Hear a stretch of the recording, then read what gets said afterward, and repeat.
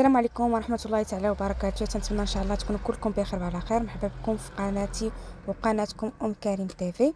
اليوم جيتكم بواحد الفيديو مغاير، قلت علاش لا ما نبدلش شويه المحتوى. راكم عارفين يعني داكشي ديال الطبخ، داكشي كلشي تيعرف يطيبو. انا ما تندير شي حاجه هي لا تشهيتها وتنديرها معكم تنجربها. وبالنسبه للفيديو دايره من سناب شات تاعت الاخوان، وهذا عجبني هكا وبغيت نجرب هذاك الشيء علاش. المهم كيف قلت لكم، انا كنت غندور في الفيس ولقيت واحد الموضوع عجبني وقلت بغيت نشاركه معكم تعطوني الراي ديالكم. يعني موضوع حقيقي واجتماعي واي اسره يمكن لا تطيح فيه. ها انتم بالنسبه للموضوع، ها هو قال لك اشنو بان ليكم في مراه اللي مشات لدار والديها ورفعت عليا دعوه النفقه. هادشي كامل حيت ولدات وما عنديش باش ندير ليها السبوح والذبيحه. دخلوا عندنا عيالات من الحي تاعنا، عطاوها الزروره ورفضت تعطيها الام تاعي. منين قلت ليها الزروره من حق مولات الدار اللي هي الام تاعي، السيده هزات ولد ومشات. ما كملش حتى شهر مهم دارت له الدعوه ديال النفقه. وقال لك واش الا درت دعوه الرجوع الزوجيه واش تحبس عليا النفقه؟ على انت اصلا عندك الدار باش غادي لها الرجوع الى البيت الزوجيه. هو اصلا ما عندوش الدار وجالس تيقول لها هاد الهضره هادي. دابا نتوما شنو الراي ديالكم بحال هاد النوع هذا ديال الرجال؟ واش صالح ولا عبرات عليه؟ واش عنده الحق ولا ما عندوش الحق على الهضره اللي قال؟ انا بالنسبه لي في هذا الموضوع هذا، على حسب ما عارفه وكبرنا عليه، ان نفيسه هي اللي تسدي الزروره. يعني تتكون مسكينه ربي اللي عالم بها وتتكون ضربات تماره وهذا، وتيفرحوا بها الحباب والاهل وتيفرحوا بداك الترابي. كي هادشي اللي تنعرف. يعني عندكم هاد القضيه وعندكم تينوض الصداع تاع القضيه ديال السميه. شنو رايكم في السميه؟ شكون اللي تيسمي؟ هاد القضيه هذه تينوض عليها الصداع بزاف. عندك هاد القضيه ديال الزروره والقضيه ديال السميه. انا نقصت لكم على الموضوع ياكم. بالنسبه للسميه، انت نشوف مثلا المراه اللي تتعذب هي اللي تسمي، او تكون فاهمه هي وراجلها واحد الاسم باغيناه بجوج ويسميوه، ولا اقترح عليهم شي حد من العائله مثلا مو ولا امها ولا باها ولا با شي اسم وكانوا باغيينه هما وعجبهم، ماشي مشكل لا سميوه. ما غاديش يجي فرض عليك شي انسان انك غادي تسمي شي حاجه اللي ما باغيهاش انت. مادامتي انت تعذبتي عليه وولدتيه انت تسميه.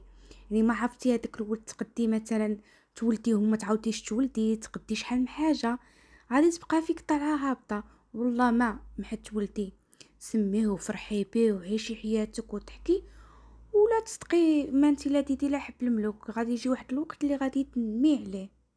خلاتها واحد السيده تنتفكرها قالت لي شوف بنتي، ما حد ولدك صغير وهذا، عيشي حياتك معاه وديري عيد ميلادات وفعلي وتركي، لان هذيك الفرصه حتى الدراري حتى يكونوا ترابي وصغار اون فوا تيكبروا راه كلها تيمشي لدارو، كلها تيمشي يقرا على راسو، كلها لي صافي ما تتبقاش هذيك الحلاوه بحال اللي كانت.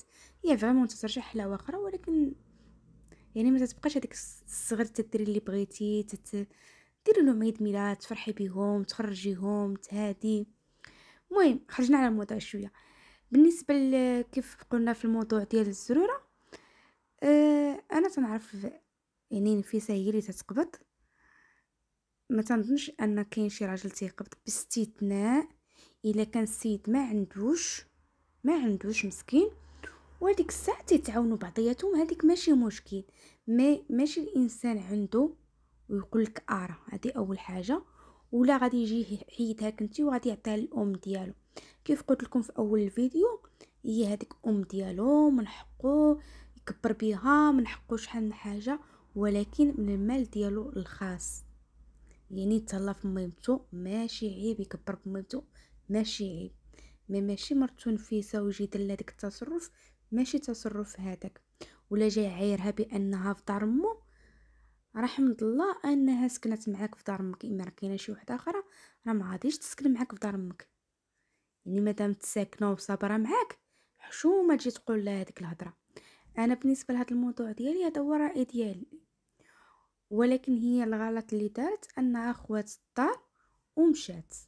المهم بعد العلم شنو غادي يكون بيناتهم شنو وقع، يقدر شي سوء تفاهم ولا شي حاجه، ما غاديش نقدروا نعرفوا ما بين الراجل والمراه ما يعلم به الا الله. يعني راه كي تيقولوا حتى شي واحد حتى شي عروسه ما تتهرب من دار العرس كيف تيقولوا. يعني الوحده، يعني الا كنهضر معايا على هذا الموضوع هذا وسدو نقولوا لا داكشي من حقي وانا ما غاديش نعطي وجمعوا طوي. ما يشوف هو فين وصل هو وياه باش غادي تجمع حوايجها وتمشي. يعني المراه راه ما تجيش وتجمع حوايجها وتمشي لدارهم الا لو وصلت بها لواحد الدرجه اللي ما غاديش تقدر تستحمل. يعني انا تنقول بلاص مثلا المراه اللي غادي تبقى تقاتل مع الراجل وتدابز معاه داكشي، والله ما تحني راسها تمشي لدارهم وتبدل لحد باخر حسن ما تنوض تقاتلوا هي وياه. وهذا نحنا كيف عارفين يعني الواحد ما بقاش يصبر بحال هادي. المراه راه كانت تصبر، يصبا يعرق لها كان شحال من حاجه وتصبر. دابا لا، دابا كيف ما درتي ودي تودي عايرها راه تتعايرو، دابزو راه تدابزو بجوج، تقادو راه تتقادو بجوج. هادشي دابا اللي رجع، ما بقاش بحال شحال هادي كانت مسكينه المراه شحال هادي تتصبر. اي والله يكون في الوان. هادشي اللي غادي يقول لواحد. انا غادي نوريكم بعض الراي ديال الناس اللي كتبوا، وانتوما كيف قلت لكم عطوني الراي ديالكم في هذا الموضوع، ولا عجبكم هذا المحتوى هكا علاش لا محد نشوف مواضيع بحال هكا نشاركوهم انا وياكم. راكم عارفين يعني دابا بالنسبه للفيديوهات هذاكشي باش غادي تجي تصور كل نهار صعيب الحال. باش غادي تجي مثلا طياب براسو مشحال هادي يكون تنطيب تنحط تنهادا. دابا لا لاحظتوا الفيديوهات اكثريه ما تنحطش المقادير ونهادي تنجينيش تنطيب. يعني ما تتبقاش عندك الكانه بحال اللي كنتي مشحال هادي، صافي تتسالى ديك الكانه اكثر من حد تهبط داكشي اللي على بالكم تيبقاش الكانه. وبالنسبه لي انا اليوتيوب ماشي على الخلاص ولا على شي حاجه، صافي سبحان الله العظيم انك تولف شي حاجه. بالنسبه لهذا الموضوع طرقت له من غير الموضوع الاخر، انك تتولف واحد الحاجه ديرها تترجع عندك بحال اللي عاده وصافي لا غير. يعني راه ماشي عندك بالضبط بانك راه غادي تربح ولا هذا، لا واحد الحاجه عاجبك وبغيتي ديرها الله غير هادشي اللي كاين. المهم غادي نكملوا الموضوع ديالنا وسمحوا لي تنخرج لكم على الموضوع. انا غادي نوريكم الناس شنو كتبوا وشنو قالوا وعطوني الراي ديالكم حتى نتوما. هذا واحد من النوع اللي القلب بوست تمسحات محال ما خلاو لي ننسى. قالوا بغيت نعرف هي اين نوع نتا ديال الرجال اللي قلتي لها باش غادي تعطي لامك. يعني كنتي انت محتاج احو بردات، ولكن باش تجي وتعطيها لها ماشي هادي راه قالت لنا هادي راه الى مصيبه علم الله مسكينه ديك شنو اللي صبرات على هاد المده كامله. هذا الراي ديال هاد السيد هذا. انا نوريكم عاوتاني راي واحد اخر. هادي عاوتاني كتبات له راه اللي ولدت لي كتدي زرور اشهد المنطق الام فوق الراس والعين، ولكن الظلم ما كيبغيه لا الله. ما فهمتش انا بعض الناس ما كيديروش اي اعتبار للزوجات ديالهم ديال الزوج.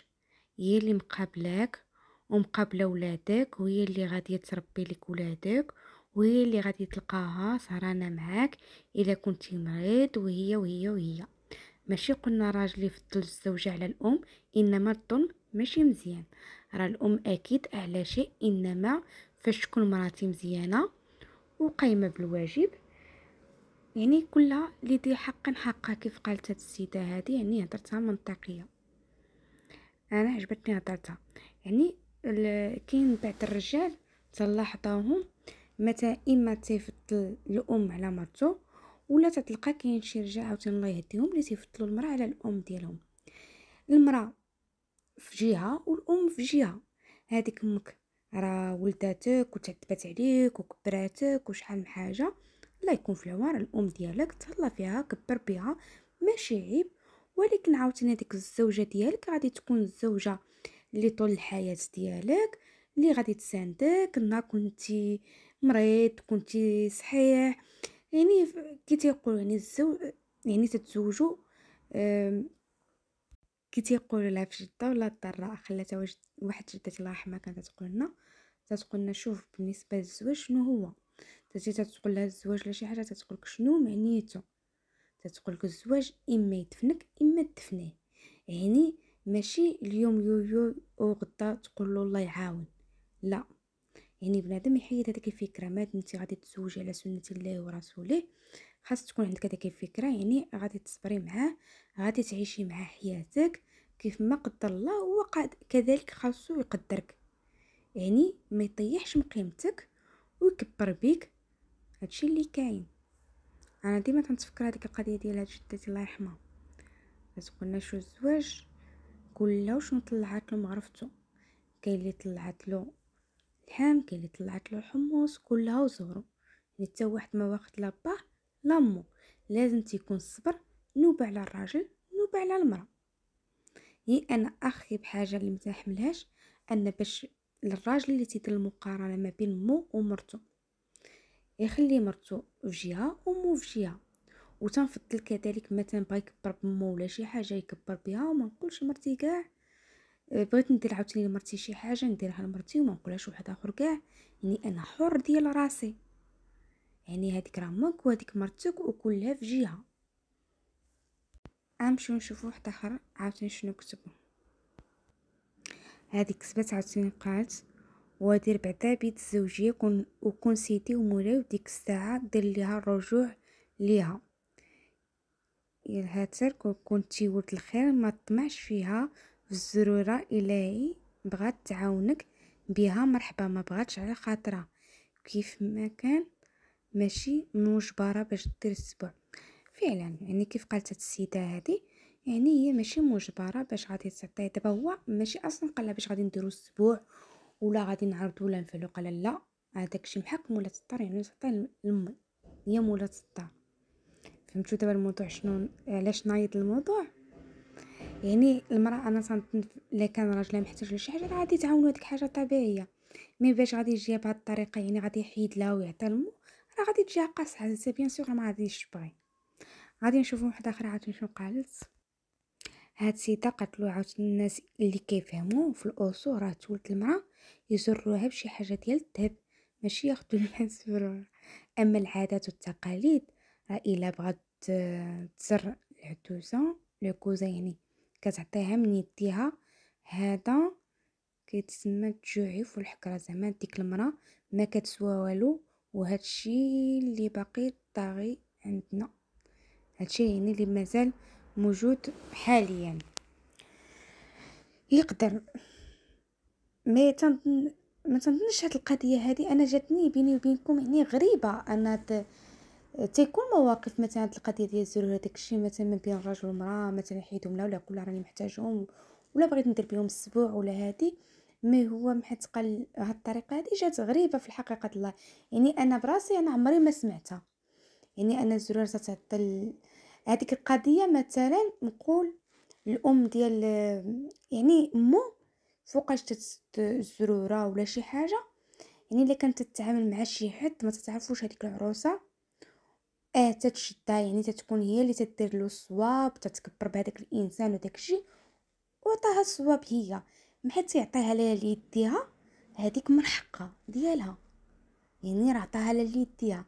مي محيت يجي الانسان تيعطي العروسه، يعني هذيك راه ديال يعني هذيك راه ديال العروسه، يعني ديال نفيسه. هادشي تنعرف، يعني هادشي راه تنعرفوه. يعني كيف قلت لكم، يعني الا كان شي حد يتعامل معاها ولا شي حاجه وعطاها مديتو يعني بليديها، هذيك يعني هذيك ساعه الام راه هذيك الفلوس ديالها ولا من حقها، ما غاديش تجي تعطيهم نفيسه ولا شي حاجه. ولكن الا جا بنادم عطى نفيسه، يعني هذيك ديال نفيسه لا غير. المهم بالنسبه للموضوع تنتمنى ان اعجابكم، ولا عجبكم ما تبخلوش عليا بلا لايك ديالكم بلا كومونتير، بلي كومونتير ديالكم. وكيف قلت لكم الا عجبكم هاد المواضيع تندخل شحال حاجه بعد الوقت تعجبوني قصص تنبغي نشاركهم معكم، تعجبوني مواضيع تنبغي نشاركهم معكم، يعني نبدلوا الروتين شي شويش في القناه. المهم تهلاو لي فراسكم حتى شي فيديو واحد اخر، وما سخيتش بكم. الى فيديو قادم ان شاء الله. ولا كان عندكم شي موضوع ولا شي حاجه تكون واقعيه وبقات فيكم كتبوها ليا وانا معكم في الفيديو. تهلاو لي فراسكم. باي باي.